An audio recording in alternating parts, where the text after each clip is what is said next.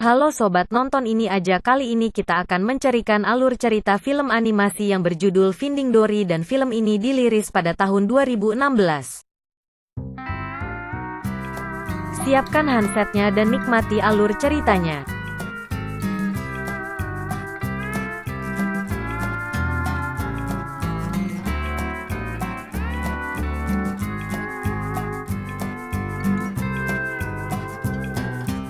Film dibuka dengan munculnya Dory kecil bersama ayah dan ibunya yang bernama Charlie, Eugene Levy, dan Jenny, Diane Cotton. Mereka bertiga sedang asyik bermain petak umpet hingga Dory hampir terbawa arus keluar dari tempat tinggal mereka di pusat penelitian biota laut Jewel of Morro Bay, California. Ayah dan ibu Dory tidak berhenti mengingatkan anaknya itu untuk hati-hati.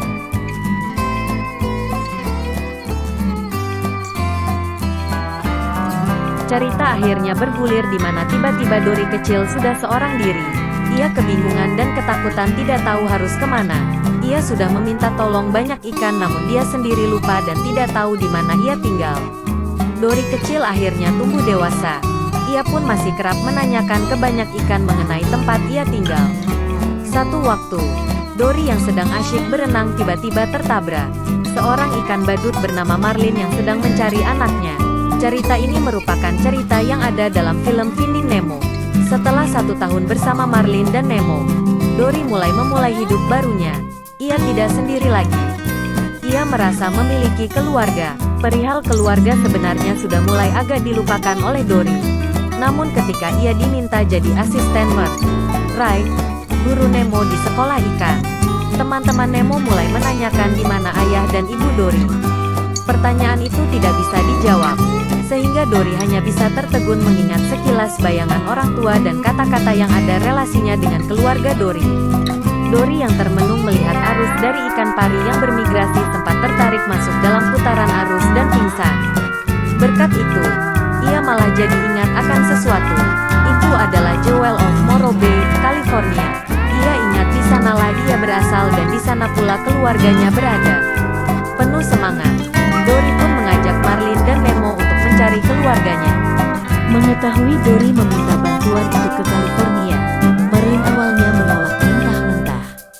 Itu disebabkan karena jarak antara tempat mereka tinggal saat itu di Queensland, Australia dengan San Luis Obispo, California sangat jauh dan harus menyeberang Samudra Raya. Meski demikian, Dory tetap mengajak dan memohon pada Marlin. Marlin pun setuju untuk pergi dengan penumpang teman lama Marlin, yaitu Andrew Stanton, si penyu. Mereka bertiga menumpang di punggung para penyu dan masuk ke dalam arus laut California sehingga mereka bisa sampai di San Luis dengan cepat. Banyak sekali penyu yang mendoakan supaya Dory bisa kembali bergabung dengan keluarganya. Sesampainya di lautan California, Dory yang terlalu bersemangat memanggil dan berteriak mencari ayah ibunya. Namun teriakan Dory malah memancing sebuah sotong besar untuk memakan mereka. Dengan cepat, Dory, Marlin dan Nemo berenang menyelamatkan diri. Beruntung mereka bisa lepas dari cengkraman si sotong meski Nemo hampir terbunuh. Marlin kesal bukan main dengan Dory yang sudah diperingati berulang kali tapi tetap ngeyel. Marlin meminta Dory untuk diam saja. Itu membuat Dory kaget dan berniat membantu meskipun badannya terlilit sampah plastik yang membuat ia susah bergerak.